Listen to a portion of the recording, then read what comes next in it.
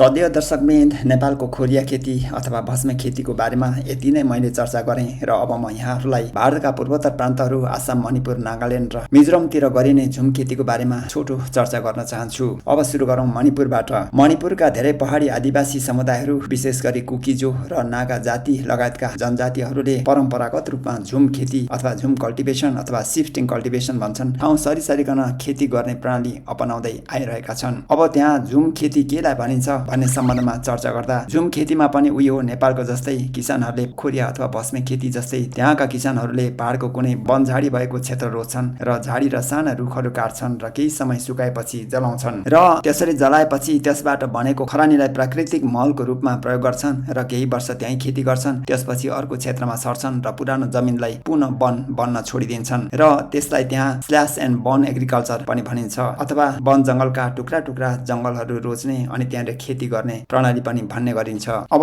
मणिपुरमा यो झुम खेती किन प्रचलित छ भन्दाखेरि त्यहाँको एउटा छुट्टै ऐतिहासिक र सांस्कृतिक कारण हो। नेपालको जस्तो बाध्यात्मक खेती प्रणाली मात्र होइन, किनभने मणिपुरको अधिकांश पहाडी भूभाग ढल्केका र उबड खाबड छन्, त्यही माथि सिँचाइको सुविधा सीमित मात्रै छ अनि नेपालको जस्तो भूस्वामित्व प्रणाली पनि छैन। त्यहाँको धेरै समुदायहरूको भूमि सामुदायिक स्वामित्वमा हुन्छ र परम्परागत जीवनशैली र संस्कृतिसँग पनि जोडिएको हुन्छ। त्यसैले मणिपुरमा यो झुम खेती धेरै प्रचलित छ। अब झुम खेतीमा त्यहाँ के बाली लगाइन्छन् भन्दा झुम खेतीमा एउटै खेतमा मिश्रित रूपमा पनि बालीहरू लगाइन्छन्, जस्तै धान, मकै, कोदो, बाजरा, अदुवा, खुर्सानी, काउली, सिमी आदि तरकारीहरू एउटै खेतीमा लगाउने गरिन्छ र असाध्यै त्यहाँ सप्रिन्छ पनि। मणिपुरमा झुम खेती एउटा लोकप्रिय र राजनैतिक मुद्दाको विषय समेत बनेको छ र झुम खेती गर्नलाई कम पुँजीमा धेरै खेती सम्भव हुन्छ र स्थानीय खाद्यमा विविधता कायम भइरहेको छ अनि परम्परागत ज्ञान र सामुदायिक सहकार्यलाई पनि यो झुम खेतीले संरक्षण गरिरहेको छ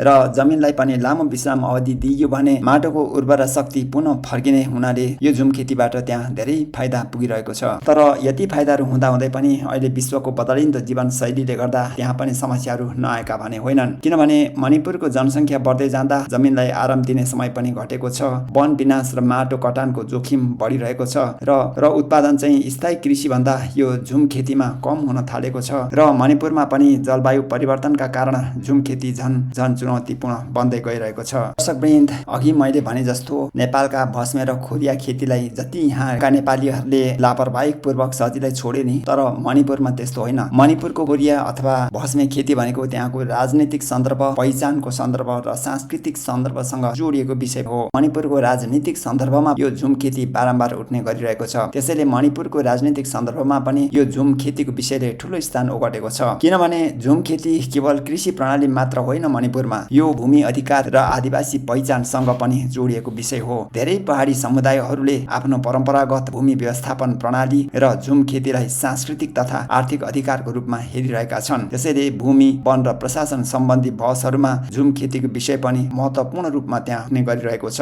र त्यसैलाई जोगाउन पनि अहिले मणिपुरका पहाडीवासी कुकिजो र नागा जातिहरूले वर्षौंदेखि लडाईँ लडिरहेका छन्। मणिपुरमा प्राचीन कालदेखि गर्ने गरिएका झुम खेतीहरूका सानातिना झलकहरू मैले यहाँ प्रस्तुत गरेको छु, अथवा यी तस्बिरहरूबाट मणिपुर तथा उत्तर पूर्वी भारतका पहाडी क्षेत्रहरूमा झुम खेतीहरू कसरी गरिँदा रहेछन् र त्यहाँ यो झुम खेतीको कति महत्त्व रहेछ भन्ने कुरा सामान्य रूपमा आकलन गर्न सकिन्छ। नेपालमा खोरिया खेती अथवा भस्मे खेती जसरी सजिलै लोप हुँदै गयो र यसले पटक्कै महत्त्व पाउन सकेन, तर भारतको उत्तर पूर्वी प्रान्तहरूमा यो झुम खेती धेरै लोकप्रिय छ। त्यसैले झुम खेती मणिपुरमा मात्र सीमित छैन, यो सम्पूर्ण उत्तर पूर्वी भारतका धेरै पहाडी राज्यहरूमा अझै पनि परम्परागत रूपमा जसरी चल्थ्यो त्यसरी नै चल्दै आएको छ। विशेष गरी झुम खेती सबैभन्दा व्यापक रूपमा अभ्यास गरिने राज्यहरूमध्ये मिजोरम 1 नम्बरमा पर्छ र नागाल्यान्डमा पनि धेरै नागा समुदायहरूले परम्परागत रूपमा झुम खेती अझै पनि गर्ने गर्छन्। त्यसैगरी मेघालयको पनि खासी, जयन्तिया र गारो पहाडी क्षेत्रहरूमा यो झुम खेती गर्ने गरिन्छ अनि र मणिपुरको सन्दर्भमा चाहिँ मणिपुरको पहाडी जिल्लाहरूमा मात्र यो झुम खेती सीमित छ।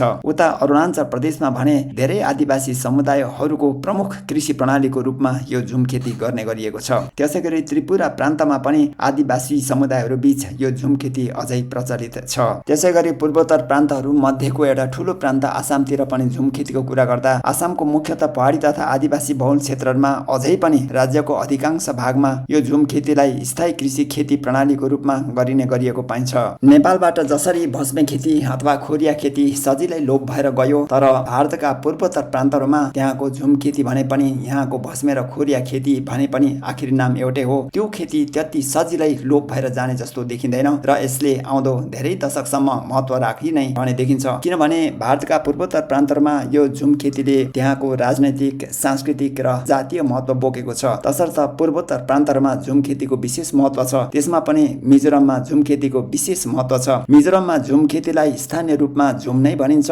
र लामो समयसम्म यो ग्रामीण अर्थतन्त्रको आधार पनि बनेको थियो। तर पछिल्ला दशकहरूमा आएर राज्य सरकारले बगैँचा, बाँस, फलफुल र स्थायी कृषि प्रणालीतर्फ प्रोत्साहन गर्ने कार्यक्रमहरू पनि चलाइआएको छ। तसर्थ भारतका उत्तर पूर्वी प्रान्तहरूमा त्यहाँका आदिवासी समुदायहरूको साझा परम्परागत कृषि प्रणाली मात्रै नभएर यो झुम खेती त्यहाँको राजनैतिक, सांस्कृतिक र जातीय पहिचानको आधार पनि बनेको छ।